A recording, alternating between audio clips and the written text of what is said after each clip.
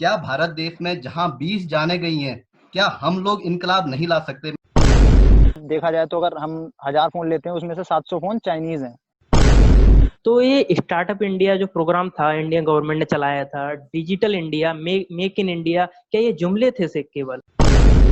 लेकिन अब ये जो ट्रेंड है, अरे यार चलता है, देख लेंगे, देखा जाएगा, इस टाइप का जो ट्रेंड है, इसको सबसे पहले चेंज करने की जरूरत है।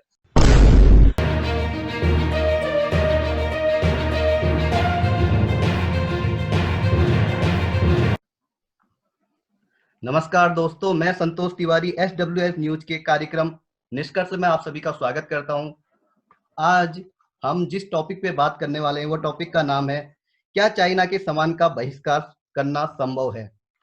इस टॉपिक पर बात करने के लिए अभी हमारे साथ जुड़ रखे हैं मनोज, विजय और राज। मैं सबसे पहले आप सभी लोगों का स्वागत करता हूं। धन्यवाद। थैंक यू संतोष। संतोष भाई। तो सबसे पहले मैं मनोज जी आपके विचार जानना चाहूंगा कि क्या जो चीनी सामान है उसका विरोध करना संभव है या नहीं। एक बार मैं एक एक करके आप सभी के विचार जानना चाहूंगा इस पर। जी मनोज जी। जी संतोष जी, देखिए ऐसा है, वर्तमान समय में जो अभी हालात बने हुए हैं देश में जो है एक प्रकार का आक्रोश फैला हुआ है, और उसी आक्रोश के बीच में जो जिस प्रकार के बॉयकॉट मेड इन चाइना का जो एक प्रोग्राम चल रहा है, वैसे तो ये प्रोग्राम पिछले कई सालों से चल रहा है, लेकिन एक समय आने के बाद जो है ये प्रोग्राम वहीं पर रुक जाता है, और इसका जो है ग्राउंड लेवल पर कोई असर नहीं दिखता है। जी तो इस बार अब समय आ चुका है कि इस China boycott China made in China को अभी केवल सोशल मीडिया या रोड पर पुतले जलाने तक ही सीमित न रखा जाए, इसको एक ग्लोबल स्तर पर ले जाया जाए, क्योंकि चाइना ने जिस प्रकार की हरकत भारत के साथ की है, भारत ही नहीं अपितु तो अन्य देश भी जो है चाइना के इस रूप से जो है बहुत ही ज्यादा नाराज हैं। चाहे वियतनाम हो, तो जो चाइना का जो मेड इन चाइना का जो बॉयकॉट है, ये 1 या 2 या 3-4 दिन में जो है कुछ ऐप अनइंस्टॉल करने से या कुछ सामान को तोड़ फोड़ देने से या जला देने से संभव है। इसमें कुछ समय लगेगा, 1 साल 2 साल 3 साल का समय जरूर लगेगा, लेकिन अगर हम अभी से इसमें जो है निरंतर प्रयास करते रहें तो कहीं ना कहीं बॉयकॉट मेड इन चाइना जो है संभव हो पाएगा। जैसा कि मनोज जी ने बताया, मैं अब राज आपके विचार जानना चाहूंगा पहले कि आपको क्या लगता है कि ये संभव किस तरीके से है या है कि बिल्कुल नहीं है। जी राज। बिल्कुल संतोष भाई, सबसे पहले मैं आपका शुक्रिया अदा करना चाहूंगा। आपने मुझे प्लेटफॉर्म दिया अपने व्यूज रखने का। थैंक यू संतोष भाई। जी धन्यवाद। देखो संतोष भाई बात रही कि बाइकआउट हम कर ये पूरी तरह से नहीं कर पाएंगे। तो देखो, टू बी वेरी फ्रैंक, मैं कहना चाहूंगा कि ये प्रैक्टिकल कम इमोशनल डिसीजन ज्यादा रहेगा। आपने एक सर्वे पढ़ा होगा, पिछले 30 स्टार्टअप्स हमारे पिछले ईयर जी जी 30 स्टार्टअप्स लगाए गए हैं, जी उनमें 18 यानी 2/3 में चाइनीज इन्वेस्टर्स का पैसा लगा हुआ है। यानी कि जी इंडियन स्टार्टअप जो हुए हैं उनमें चाइनीज इन्वेस्टर का पैसा है। तो जी क्या जी हम उनको भी बायकॉट कर दें? जी। मैं विजय, एक बार मैं आपके भी विचार जानना चाहूंगा। आपको क्या लगता है कि ये संभव है कि या इसमें कुछ दिक्कतें हैं? ये संतोष जी संभव नहीं है। एक इमोशनली देखा जाए तो ये संभव है, मगर प्रैक्टिकली देखा जाए तो बहुत असंभव चीज है। हो सकता है कि हाँ लॉन्ग टर्म में हो सकता है, शॉर्ट टर्म में नहीं हो सकता, क्योंकि हम ही अभी चारों तरफ से हम लोग चाइनीज ऐप से घिरे हुए हैं। देखा जाए तो हम कहीं जाते हैं तो बेसिकली हम ओला का इस्तेमाल करते हैं, उसमें भी चाइनीज इन्वेस्टर लोगों ने 1 लाख रुपए तक, 1 बिलियन तक का वो लगा रखा है, अपना पैसा लगा रखा है। कंपनीज जो हैं चाइनीज, उन्होंने अपना पैसा लगा रखा है। ओला जैसे स्विगी हो गया, जोमेटो हो गया, चारों तरफ से हम लोग चाइनीज ऐप से घिरे हुए हैं। और जो देखा जाए तो जो आजकल गेम चल रहा है वो पबजी वगैरह, वो सब चाइनीज कंपनी का है। तो हम लोग अभी ऐसे शॉर्ट टर्म में से इशू को खत्म नहीं कर सकते हैं। जी मनोज जी, जैसा कि आप कुछ देख सकते हैं नहीं, कि सवाल यही उठ रहा है इसके बार लिए बार कि चाइनीज जो ऐप हैं ये सिर्फ एक दिखलावटी भर मात्र है। क्योंकि आप देख सकते हैं कि टिकटॉक, अगर हम कहें कि हम लोगों से कह रहे हैं बार बार कि आप अनइंस्टॉल कर लीजिए, जनता से कह रहे हैं, लेकिन यहाँ पे सवाल ये उठता हुआ आ रहा है कि जैसे हमारी गवर्नमेंट की वेबसाइट, गवर्नमेंट ने माई माई जीओवी इंडिया करके टिकटॉक पे खुद अकाउंट बनाया हुआ है। तो आप इसको किस तरीके से देखते हैं कि या ये दो, या ये भी इसी तरीके जैसे पुराने आपने कहा पहले चल रहे हैं 2-4 दिन का हल्ला उसके बाद खत्म, क्या ये मूवमेंट भी कुछ इस तरीके का ही होगा या कुछ इसमें चेंज देखने को मिलेगा? ये सबसे पहले तो इसमें जो है हम लोगों को समझना पड़ेगा, इसमें हम लोगों को खुद समझदार होना पड़ेगा। हम जो है गवर्नमेंट के भरोसे ही नहीं रह सकते, क्योंकि गवर्नमेंट जो है हर 5 साल में चेंज होती रहती है, और गवर्नमेंट नीतियां भी उसी प्रकार से बनाती है जो जनता सोचती है, जो जनता चाहती है, उसी प्रकार के गवर्नमेंट जो है अपने नियम बनाती है। लेकिन जब इस बार जो है हम इस बॉयकॉट चाइना का जो बात कर रहे हैं, वो जो है शॉर्ट टर्म की बात नहीं कर रहे हैं। जैसे विजय भाई ने कहा कि एकदम से जो है असंभव है, मुझे नहीं लगता कि कहीं ना कहीं जो है एकदम से असंभव ही नहीं है, संभव इसको बनाया जा सकता है। जरूर इसमें टाइम लगेगा, क्योंकि चाइना का जो मार्केट है भारत ही नहीं पूरे विश्व में जो है क्या कहते हैं इस तरह से उसने अपनी पकड़ बना रखी है कि जो आज हम क्या कहते हैं कंज्यूमर मार्केट को जो है पूरी तरह से घेरा हुआ है। अगर भारत की बात करें तो भारत में जो है सबसे पहले हमने क्वांटिटी पे फोकस न होकर के क्वालिटी की जो है हमने बात करनी पड़ेगी, क्योंकि चाइना जो है कम रेटों में, कम मूल्यों में जो है अपनी क्वालिटी जो है देता है, और भारत में यह अभी भी संभव नहीं हो पाया है। क्या हमारे देश में जो है ऐसे आईटी क्षेत्र की अगर हम बात करें तो बड़े बड़े देशों में जो है माइक्रोसॉफ्ट में देख लीजिए या WHO में देख लीजिए, भारत के जो है एक से एक जो है युवा वहां काम कर रहे हैं, भारत के लिए काम नहीं कर सकते। भारत के लिए जो है आज हम सॉफ्टवेयरों की बात कर रहे हैं, इनका अल्टरनेटिव नहीं बना सकते। क्या हमारे आईटी के जो दिग्गज हैं वो इसका सॉल्यूशन नहीं हो सकते? तो कहीं ना कहीं इस प्रकार से जो है हमें इस पे सोचने की बहुत ज्यादा जरूरत है। जी राज, आप सुन पा रहे हैं? मैं इसमें एक सवाल आपसे ये ऐड करके पूछना चाहूंगा कि जैसा कि आपने देख रखा होगा कि जी भाई, बाकी देशों में जैसे एक मौत भी हो जाए किसी और देश के कारण तो इनकलाब आ जाते हैं। राज, मैं आपसे पूछना चाहूंगा कि कई देशों में इनकलाब आ जाते हैं, चाहे वो अमेरिका का मूवमेंट हो आई कांट ब्रीथ वाला, या इस तरीके के कई सारे मूवमेंट हैं जहां इनकलाब आ जाते हैं। क्या भारत देश में जहां 20 जाने गई हैं, क्या हम लोग इनकलाब नहीं ला सकते? मैं आपसे यह सवाल पूछना चाहूंगा। जी बिल्कुल ला सकते हैं संतोष भाई, मैं आपसे बिल्कुल सहमत हूँ। मैं 20 सोल्जर की जान गई, मैं कहता हूँ कि एक सोल्जर की जान क्यों जानी चाहिए? ऐसी स्थिति क्यों उत्पन्न हो रही है कि हम बार बार सीज फायर पाकिस्तान कर देता है, कभी चाइना कर देता है, तो स्थिति क्यों उत्पन्न हो रही है? इसको जड़ से खत्म करना चाहिए। नहीं, क्या चाइना की इतनी बिसात की वो बार बार ऐसी हरकतें करे? डोकलाम में कभी, अभी हो गया लद्दाख में हो गया, ऐसी हरकतें क्यों कर रहा है? क्या सत्ता इतनी कमजोर है दिल्ली की कि वो जवाब नहीं दे सकती? कोई आम नागरिक तो लड़ेगा नहीं। हम क्या कर सकते हैं एज अ सिटीजन? हम सिर्फ सपोर्ट कर सकते हैं। हमने स्टेबल गवर्नमेंट दोबारा दी है, मोदी 2.0। इससे ज्यादा हम क्या कर सकते हैं? हम टैक्स दे रहे हैं, इससे ज्यादा क्या कर सकते हैं? इनकलाब पूरा है। Boycott boycott Chinese goods Indian government ने नहीं चलाया, वो हम सिटीजन से चलाया है सोशल प्लेटफॉर्म से। तो बिल्कुल इनकलाब है। और हम बात करें चाइनीज प्रोडक्ट की, तो प्रोडक्ट अगर मैं छोटा सा एग्जांपल लूं तो आपका बेड से लेके खाने से लेके हर चीज में चाइनीज आइटम घुसे हुए हैं, मतलब हम उस तरीके से घिरे हुए हैं। तो मनोज जी, आपको क्या लगता है कि ये कितना पॉसिबल है? अगर सिंपल से शब्दों में कहा जाए कि वाकई में ये पॉसिबल है कि प्रैक्टिकली, मैं अभी बात करना चाहूंगा एज ए युवा, अगर आप देखते हैं क्या ये प्रैक्टिकली पॉसिबल लगता है आपको? हम लोगों को ये समझना पड़ेगा कि क्यों चाइना ने हमारे यहाँ मार्केट इतनी बनाई हुई है, क्यों हम चाइनीज प्रोडक्ट की ओर जो है ज्यादा झुकाव करते हैं। सबसे पहले देखिए, हमारे देश में जो चिंदी चोरी है उसको सबसे बंद करो, और जो ये दुनिया जो ये क्या कहते हैं लेबर लॉज हैं, लेबर लॉज को जो है पहले फ्लेक्सिबिलिटी दो। और जितने भी ये ट्रेड यूनियन है, ये ट्रेड यूनियन जो है आप इतिहास देखेंगे इन्होंने कई फैक्ट्रियां बंद कर दी भारत देश में। चाइना में ऐसा नहीं है, वहाँ लेबर लोग जो है बहुत इजी हैं। ऐसी क्या कहते हैं फालतू के जो है ट्रेड यूनियन वहाँ नहीं है। यहाँ 4 लोग इकट्ठा होते हैं, कोई यूनियन बना देते हैं, कोई ऑर्गेनाइजेशन बना देते हैं। तो इसका कहीं ना कहीं इन चीजों पर फर्क पड़ता है। और दूसरी चीज क्वालिटी, हमारा जो देश है, हमारे यहाँ जो प्रोडक्ट बनते हैं वो जो है क्वालिटी, उनके जो क्वालिटी नहीं है, क्वांटिटी क्वांटिटी तो ठीक है, हम क्वांटिटी पे ज्यादा जोर देते हैं, लेकिन क्वालिटी पे कौन ध्यान देगा? क्वालिटी पे सबसे पहले हमने क्वालिटी पे ध्यान देना पड़ेगा, और पंक्चुअल होना पड़ेगा, समय पर चीजों को जो है उपलब्ध कराना पड़ेगा। जी, चाइना जो है अभी साइंस और टेक्नोलॉजी की मामले में भारत से कहीं आगे है। सबसे पहले तो हमें उनके स्तर पर पहुंचना पड़ेगा, तब जाके कहीं ना कहीं ये चीजें संभव हो पाएगी। तो विजय जी, मैं जी। आपको फिर से लाना चाहूंगा इस डिबेट के हिस्से में। जैसा कि एक कोशिश बात की जा रही है, एक कोशिश की, जैसा कि आप देख रहे होंगे बीएसएनएल हाँ। ने मतलब 4G के लिए उनने कहा कि चाइनीज जो आइटम है, सामान है, उसको ना लिया जाए, हम क्यों ना देश के प्रोडक्ट का यूज करें। तो क्या इस तरीके की कोई कोशिश हमें चाइनीज आइटम से दूर कर सकती है? तो क्या हम कुछ इस तरीके की कोशिश नहीं अपना सकते?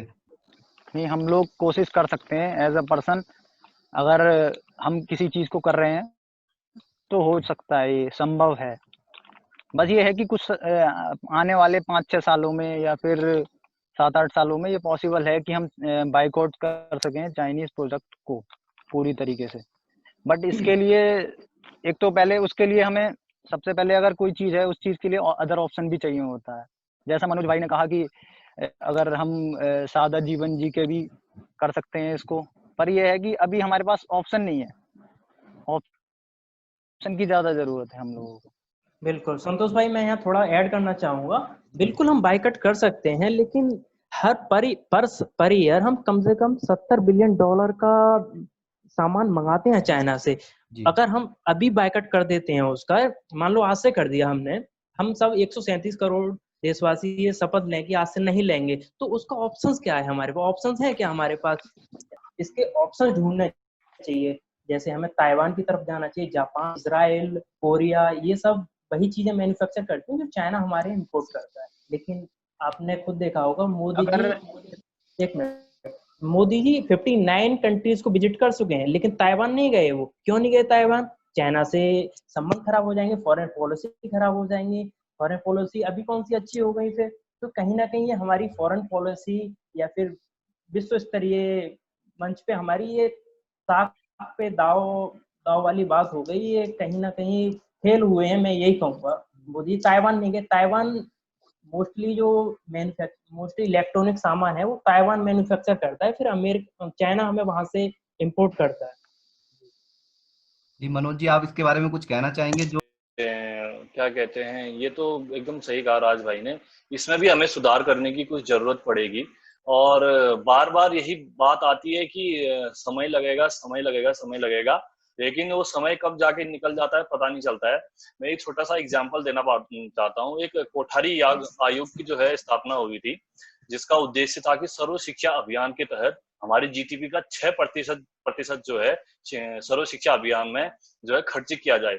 लेकिन आज हालात ये हैं कि हम केवल 4% ही जो है उसका उसमें सर्व शिक्षा अभियान में जो है खर्च कर पा रहे हैं।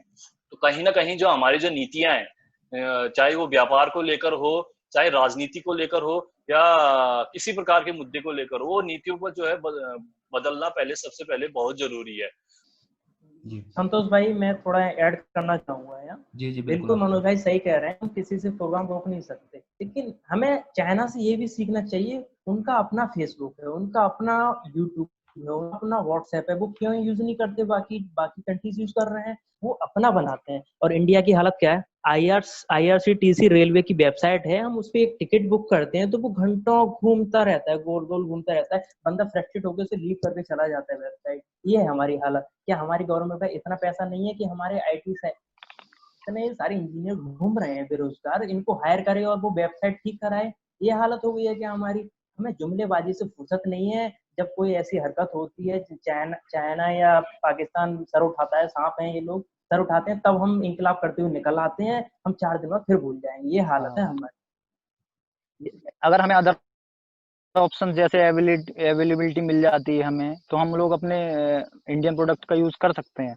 इफ अगर देखा जाए तो अगर इंडियन प्रोडक्ट जो है हमारे, तो क्वालिटी इंप्रूव नहीं होती उन लोगों की, और दूसरा उनका प्राइस इतना ज्यादा होता है कि हम लोग चाइनीज प्रोडक्ट इस्तेमाल करते हैं। अगर देखा जाए तो दिवाली पे जो झालरें होती हैं वो कितने की आ जाती है? 10 रुपए से लेकर आप देखिए 15, 20, 25 में आ जाती है। वहीं अगर हम कोई इंडियन झालर लेते हैं, नॉर्मली देखा जाए तो वो 50-60 रुपए से स्टार्टिंग होती है।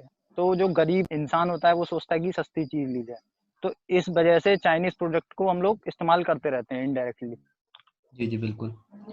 ठीक है मनोज जी, बार बार सवाल वहीं पे आ जाता है कि जनता ओके। एक बार एक कदम उठाती तो है चीज के लिए, जैसा कि अभी राज ने भी बोला कि हम चाइना के पास उनके सब चीजें ऑलरेडी हैं, जैसे फेसबुक उनका अल्टरनेटिव है, फेसबुक का, गूगल का उनके पास अल्टरनेटिव है, हर चीज का उनके पास अल्टरनेटिव है। उसके साथ साथ अगर हम इंडिया के मूवमेंट की बात करें जो अभी चल रहा है, अगर हम देखें सेलिब्रिटी, क्रिकेटर और यहाँ तक कि बीसीसीआई वो कहती है कि नहीं, हम तो चाइना का विरोध नहीं करेंगे। बीसीसीआई ने अपना जो 2022 तक का टेंडर है उसे कंटिन्यू करने को कहा है, उसने बोला हम तो नहीं करेंगे, जो उसका वीवो के साथ है। उसके साथ साथ हम कई सारी चीजें देख सकते हैं, जैसे न्यूज चैनल में भी आजकल आप शाम को रोज डिबेट देखते होंगे कि हमें बहिष्कार करना है, तोड़ फोड़ करने वाला, एकदम से एंथुजिज्म दिखाने वाला जनता के बीच में कि हाँ तुम तोड़ दो अपना घर का सामान भी, अंदर का सामान तोड़ दो अगर तुम्हारे पास चाइनीज आइटम कुछ है तो। लेकिन वो जो उनका कार्यक्रम चल रहा होता है उसे स्पॉन्सर भी चाइनीज कंपनी का कोई ना कोई प्रोडक्ट कर रहा होता है। नहीं तो आपको क्या लगता है ये शुरुआत किस तरीके से की जा सकती है कि जनता ही हर समय पिसे, जनता ही जो 3-4 महीने की कमाई करके सेविंग करके एक टीवी लेके आ रही है, एक मोबाइल लेके आ रही है, वो तो तोड़ दे रही है। तो आखिर में सेक्रीफाइस होगा तो होगा कैसे, मैं ये जानना चाह रहा हूँ आपसे। देखिए संतोष भाई, इस प्रकार की जो तोड़फोड़ सामानों के साथ करना ये कई प्रकार कतई जो है उचित नहीं है, क्योंकि हमने उसमें इन्वेस्ट कर दिया है और उसका जो प्रॉफिट है चाइना को पहुंच चुका है। तो अगर हम इस बार की अगर तोड़फोड़ करते हैं तो कहीं ना कहीं हमें नुकसान है। बीसीसीआई और जो न्यूज चैनल है हमारे यहाँ के, इनको समझना पड़ेगा और कहीं ना कहीं सरकार को इनको बताना पड़ेगा कि अब आप अपने देश के जो कंपनियां हैं, देश के जो स्पॉन्सर है उनको चूज कीजिए, उनको आप जो स्पॉन्सर करने के लिए आगे लाइए। लेकिन ऐसा तभी संभव है जब जो है सरकार इस पे जो है सोचेगी। जी जी। तो बेसिकली जो है सरकार का फेलियर है, आप ये कहना चाह रहे हैं? सरकार का, देखिए सरकार का फेलियर तो है, क्योंकि मैं पहले भी कह चुका हूं कि जो इच्छा शक्ति है सरकार की वो कहीं ना कहीं कमजोर है। मैं एक सवाल इस कैंपेन को लेकर ऐड करना चाहूंगा। जैसे कि दिल्ली का कैंपेन चला था, दिल्ली में अभी हाल ही में कैंपेन चला था, भारतीय सामान हमारा अभिमान, एक कैंपेन ये चला था। उसके बाद सीएआईटी ने 3000 प्रोडक्ट की एक लिस्ट बनाई चाइनीज आइटम्स की, उसमें से 500 प्रोडक्ट डिडक्ट करे उन्होंने, जिनको हम चाइना से नहीं भी मंगाएंगे तो हमारा काम चल सकता है। तो राज और विजय, मैं आप दोनों से ये जानना चाहूंगा कि आप इस कदम को किस तरीके से देखते हैं। जब इनोवेशन इस तरीके से आ सकती है, लोग इस तरीके से अपना सेक्रीफाइस दे सकते हैं, इस तरीके से काम कर सकते हैं, तो आपको क्या लगता है इस तरीके से काम करके हम कितना सक्सेस की ओर जा सकते हैं, इस मूवमेंट की ओर? बिल्कुल बिल्कुल बिल्कुल संतोष भाई, ये बहुत अच्छा स्टेप है जी तो ये स्टार्टअप इंडिया जो प्रोग्राम था, इंडियन गवर्नमेंट ने चलाया था, digital India, make in India, क्या ये जुमले थे से केवल? मुझे तो अब तक इनका कोई फायदा दिखा नहीं। ये हालत तो आपके सामने है, चाइना ने कैसे हमें इकोनॉमिकली घेर रखा है। 80% मार्केट पे चाइना का अधिकार है हमारा, आपको अगर पता हो संतोष भाई।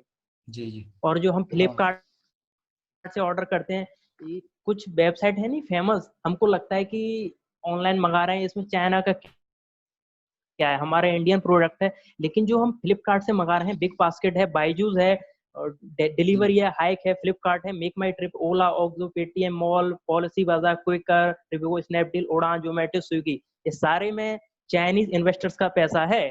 तो हम किस किस को बैन करेंगे? जी हाँ जी, मैं राज की बात से बिल्कुल सहमत हूँ। संतोष भाई, यहाँ तक कि हम हाइड्रो ऑक्सीक्लोरोक्विन की जिस बात पर हम फूल रहे थे, विश्व में ढिढोरा पीट रहे थे कि हाइड्रो ऑक्सीक्लोरोक्विन हमारे पास है, कोरोना काल में बहुत चर्चा में आई थी, उसका रॉ मटेरियल हम भी चाइना से इंपोर्ट करते हैं। अगर हम चाइना से बॉयकॉट करते हैं तो चाइना भी वो हमें बंद हो जाएगी। तो देखा जाए तो अगर हम 1000 फोन लेते हैं उसमें से 700 फोन चाइनीज हैं, और देखा जाए जो बाकी जो बचे कितने 30% फोन, उसमें भी कुछ ना कुछ कंपोनेंट जो है वो चाइनीज फोन्स के हैं। तो बेसिकली हम इस तरीके से शॉर्ट टाइम में इसको हटा ही नहीं सकते किसी तरीके से, इसको ये लॉन्ग टर्म पॉलिसी बनानी पड़ेगी।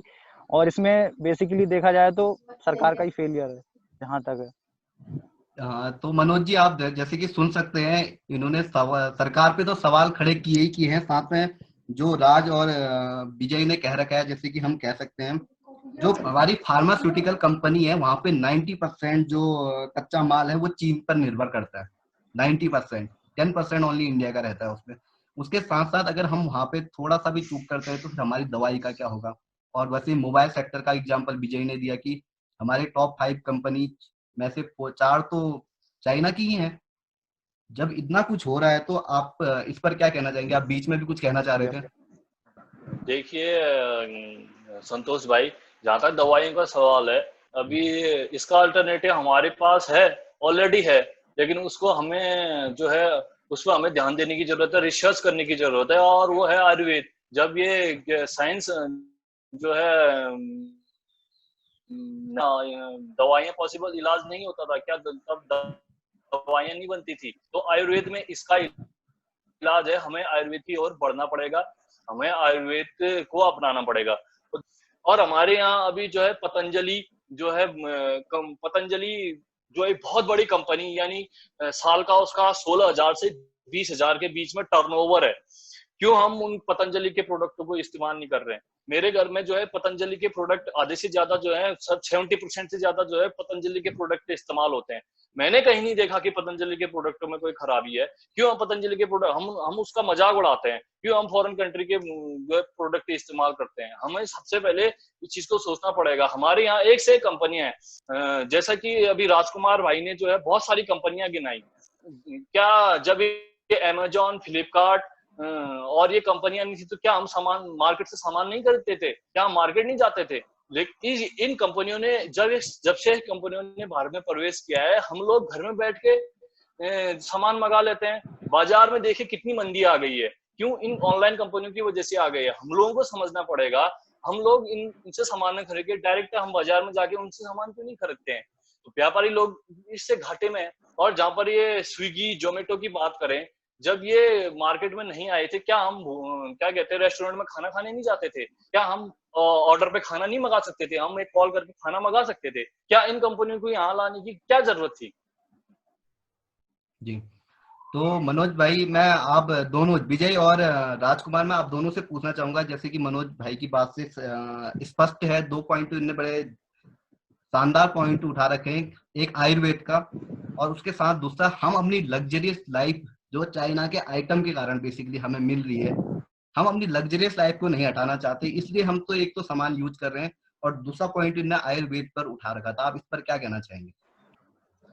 देखिए संतोष भाई, मैं बिल्कुल सहमत हूँ मनोज भाई से। हमें आयुर्वेद की तरफ जाना चाहिए। आयुर्वेद से बेहतरीन चिकित्सा कहीं भी विश्व में नहीं है। सबसे पुराना जो चिकित्सा प्रणाली है वो आयुर्वेद है। हम आयुर्वेद से ही थे पहले, ये तो मेडिकल साइंस अब आ गई है, तो बिल्कुल जाना चाहिए। लेकिन उसका जो असर है वो लॉन्ग टर्म में होता है। तो इंसान आजकल बहुत शॉर्ट चीज की तरफ भागता है, उसे इंस्टेंट फायदा चाहिए। तो उसके लिए ऐसा नहीं है हिंदुस्तान में डॉक्टर्स नहीं है, मेडिकल ड्रग्स नहीं बन रहे हैं। हिंदुस्तानी कंपनियां भी हैं, लेकिन उनके लिए इन्वेस्टर्स नहीं मिलते हैं।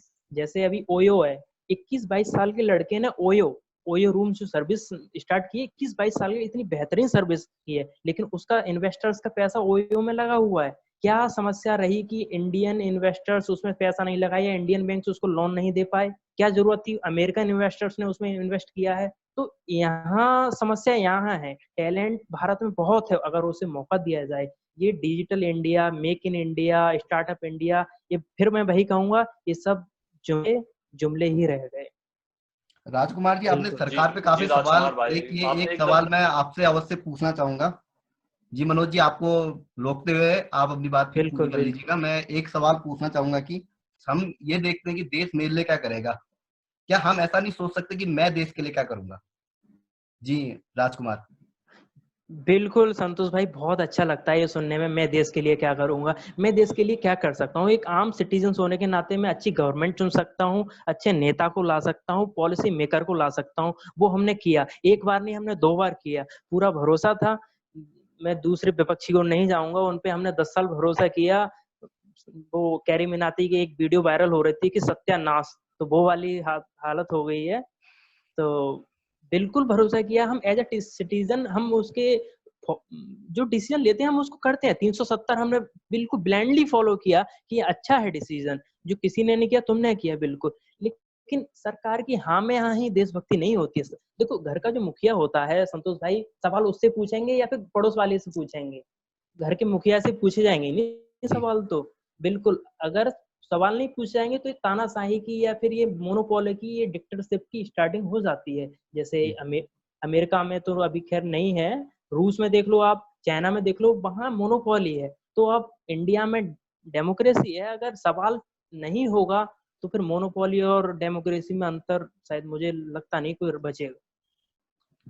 मैं संतोष अब भाई, एक मैं सवाल राजकुमार जी और आप दोनों से पूछना बिल्कुल चाहूंगा, क्योंकि आप दोनों ने मेंशन कर दी ये चीज। एक तो आपने सरकार पे सवाल खड़ा कर रखा है, चलो इस बात से मैं भी सहमत हूँ, मैं इस पे सवाल नहीं करूंगा। लेकिन आपने एक टैलेंट पर भी बात करी है कि हमारे युवा पर बहुत टैलेंट है, लेकिन मैं इस पर सवाल अवश्य खड़ा करना चाहूंगा कि वो टैलेंट किस तरीके का है। बिल्कुल अब हम बात करें स्किल की, हम देखते हैं अगर हम अपने देश की बात करें तो स्किल हमारे वहाँ डेवलप नहीं है हो रहा है, अगर एजुकेशन की बात की जाए। आपने बार बार टैलेंट की बात करी, इसलिए मैं स्किल को लाना चाह रहा हूँ बीच में। क्योंकि अगर हम देखें तो हमारे पास डिग्री है, सब कुछ है, लेकिन काम किस तरीके से करते हैं, प्रैक्टिकल उसका किस तरीके से होगा, वो चीज हमारे पास अभी उपलब्ध नहीं है। और बड़ी मुश्किल से अगर किसी इंसान के पास स्किल आ भी जाता है, तो अगर हम उसका चाइना के साथ ही कंपैरिजन करें, अगर दो इंसान का कंपैरिजन करें, तो एक चाइना का इंसान भारत के सामने 10 गुना ज्यादा प्रोडक्शन करता है, तो उसके पास उतना ज्यादा स्किल डेवलपमेंट हो रहा है। तो कहीं ना कहीं टैलेंट और एजुकेशन पर बात आ जाती है कि वाकई में हम इस तरीके से पूर्णतया पूर्ण है कि नहीं है। आप दोनों के मैं विचार जानना चाहूंगा, क्या ऐसा भी आपको लगता है? देखिए संतोष भाई, देखो टैलेंट की कमी नहीं है, बिल्कुल नहीं है। टैलेंट की कमी कैसे नहीं है? अब देखो कोई भी बंदा बचपन से टैलेंटेड नहीं होता, उसके लिए कॉलेज जाएगा, सीखेगा, धीरे धीरे सीखेगा। मैं जानना चाहूंगा पिछले 15 साल में मेरे एरिया में एक भी मेडिकल कॉलेज, एक भी इंजीनियरिंग कॉलेज नहीं खुली है। तो क्या मेरे एरिया का यूथ इतना कैपेबल नहीं है कि वो इंजीनियरिंग करे और अच्छा इंजीनियर या मेडिकल स्टूडेंट या एमबीबीएस करे? तो मेडिकल डॉक्टर्स की कितनी कमी हुई है कोरोना काल में। तो क्यों हुई है कमी? मेडिकल कॉलेज तो बने ही नहीं। क्या हमारे पास पैसा नहीं है? पैसा तो है हमारे पास, हम एलईडी से प्रचार कर दें, डिजिटल प्रचार हो रहे हैं आजकल। तो क्या मेडिकल कॉलेज के लिए पैसा नहीं है? पैसा है, लेकिन मेडिकल कॉलेज नहीं बन पाएंगे। वो डिजिटल प्रचार करेंगे, डॉक्टर्स नहीं बनेंगे।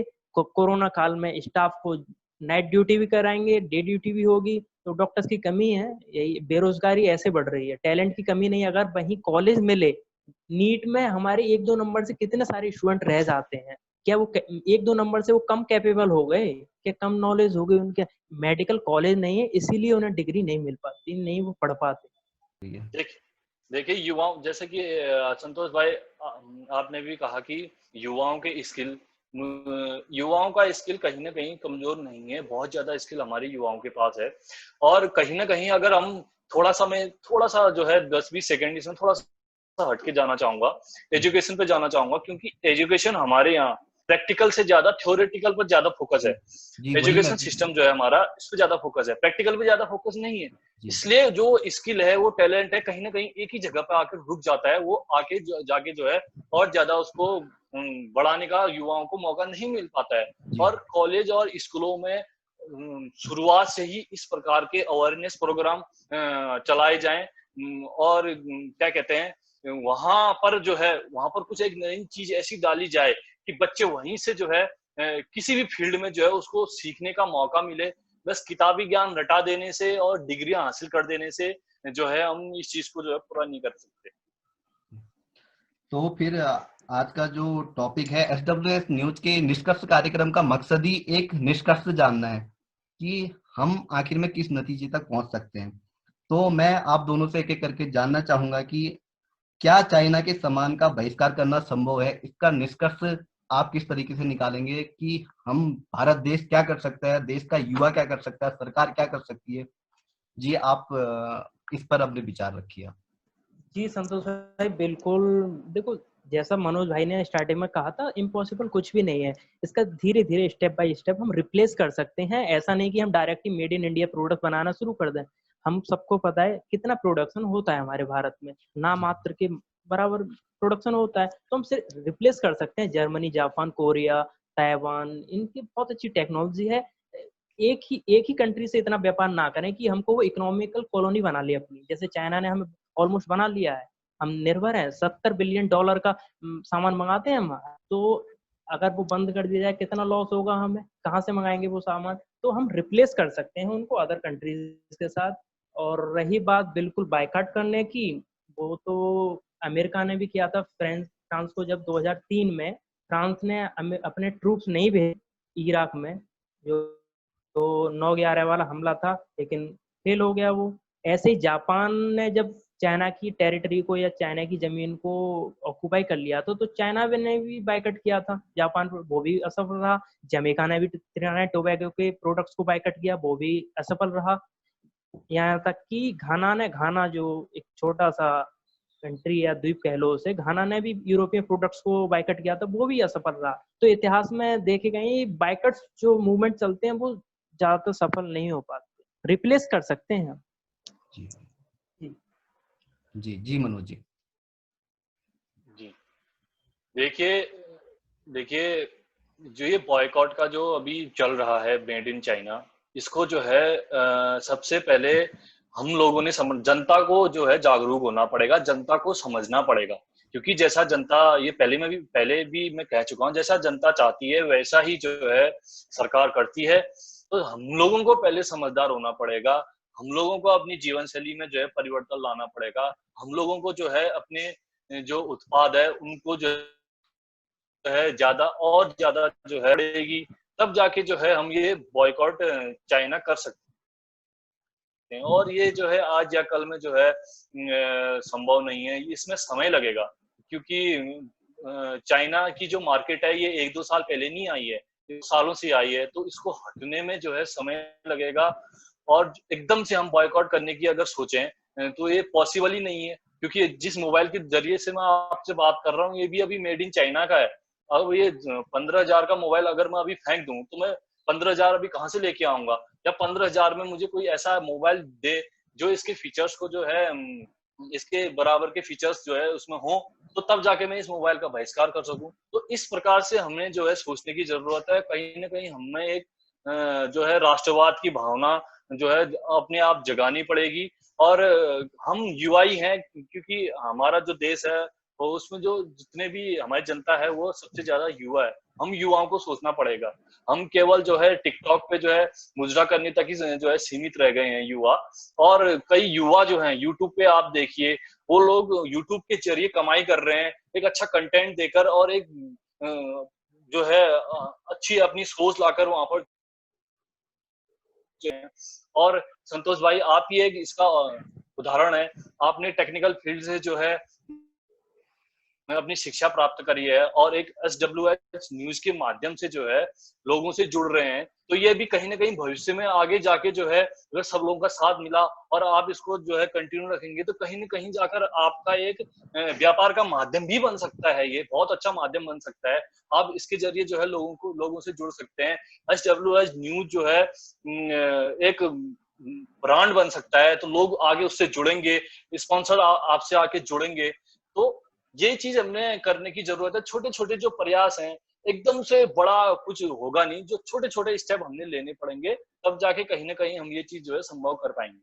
बिल्कुल बिल्कुल, आप दोनों ने एक निष्कर्ष में बहुत अच्छे नतीजे निकाले। लेकिन अभी जाते जाते मेरे पास एक मैसेज आ गया, मैं बिल्कुल उसको सुनाना चाहूंगा। Redmi Note 9 Pro out of stock in बिल्कुल जस्ट 90 सेकेंड। इस पर मैं कुछ कहूंगा तो नहीं, ये बस जी संतोष जी, मैं भी ये न्यूज देख रहा था कुछ देर तो पहले। मैं भी ये न्यूज देख रहा था कि इस मोबाइल का जो है 90 सेकंड में ही किस प्रकार से बॉयकॉट चाइना का जो है जो ये प्रोग्राम धरातल पर आके गिर गया, और 90 सेकंड में ही इनका स्टॉक खत्म हो गया। तो यही बात हम क्या कहते हैं इस प्रोग्राम के जरिए कर रहे थे कि युवा क्या सोच रहे हैं और क्या लोग सोच रहे हैं। और खाली सोशल मीडिया पे सड़कों पे आकर ही फिलहाल तो अभी बॉयकॉट चल रहा है, पूर्णतः जो है बॉयकॉट अभी तक शुरू या करना जो है संभव है। संतोष भाई, मैंने जिस बात से स्टार्टिंग की थी कि हमें इमोशनल नहीं प्रैक्टिकल होना है, देखा आपने, इमोशनल नहीं प्रैक्टिकल होना है। अगर यहाँ दूसरा ऑप्शन होता, इंडियन ब्रांड होता, तो मैं समझता हूँ भारतीय इसको अमेरिकन ब्रांड को ना लेके इंडियन ब्रांड लेते। तो हम सिर्फ ये मैं कहूंगा ये छिचोरी देशभक्ति है कि बायकॉट चाइनीज गुड्स, पीछे से अगर 2 सेकंड बाद भी सस्ता प्रोडक्ट मिल रहा है तो वही लोग उसे जाकर खरीदेंगे। जी। तो अंत में मैं भी निष्कर्ष में यही कहना चाहूंगा कि हमें भी बिल्कुल एक चीज जो कमी मुझे लगी थी, एक टेक्निकल नॉलेज बच्चों पे और एक स्किल, ये दोनों पे मैं अवश्य कहूंगा कि ध्यान देने की जरूरत है, चाहे सरकार को, चाहे किसी न किसी रूप में। क्योंकि आज हमारे पास इंजीनियर भी भरपूर है, हर कोई भरपूर है, लेकिन कमी है तो स्किल की। स्किल की कमी से मुझे एक एग्जाम्पल ध्यान में आ रहा है कि अभी हम पढ़ते क्या है, अभी हम पढ़ते हैं भारत, बाबर भारत कब आया, और हमें ये याद भी होता है कि वो 1526 में आया, लेकिन हम इस चीज पे नहीं जानना चाहते कि वो जीता कैसे। उसके जो सैनिक थे वो बहुत कम थे, उसके बावजूद भी वह जीत गया। क्यों जीता? क्योंकि उसके पास स्किल्ड सेना थी, उसके साथ साथ उसके पास टेक्नोलॉजी, जो उस समय पे मेन टेक्नोलॉजी थी वो थी। मेन टेक्नोलॉजी में बात करें तो उसके पास बारूद था, गोले बारूद के साथ वो आया था युद्ध करने के लिए, और वो जीत भी गया। तो टेक्नोलॉजी हमारे जीवन पे बहुत प्रभाव डालती है, और मैं यही चाहूंगा कि हमारे देश के लोग, युवा, हर कोई स्किल्ड हो सके। स्किल्ड होगा तभी हम कुछ भी कर सकते हैं, एक नए रोजगार पैदा कर सकते हैं, नया बिजनेस कर सकते हैं, कुछ भी कर सकते हैं। अगर हम स्किल्ड नहीं होंगे तो प्रॉब्लम हमारे साथ क्रिएट होती रहेगी। तो मनोज जी, राजकुमार जी, आपका बहुत बहुत धन्यवाद। आपने SWS न्यूज में आकर अपने विचार दिए। हमारे साथ शर्मा जी भी जुड़े थे, उनका लाइन कट गया कुछ टेक्निकल प्रॉब्लम के कारण, लेकिन आपने अंत तक हमारा साथ दिया और अपने विचार लोगों के बीच में रखे। मैं चाहूंगा कि जो भी इन विचारों को सुन रहा है, अगर उनको लगता है कि वो कुछ और ऐड करना चाहते हैं, कुछ और बताना चाहते हैं कि हाँ हमारे इस डिस्कशन में कुछ छूट गया है, तो कमेंट करके हमें बता सकते हैं, और कुछ भी अगर पूछना चाहें तो वो पूछ सकते हैं। आप दोनों का भी बहुत बहुत शुक्रिया, और SWS न्यूज देखने वाले सभी दर्शकों का भी बहुत बहुत शुक्रिया।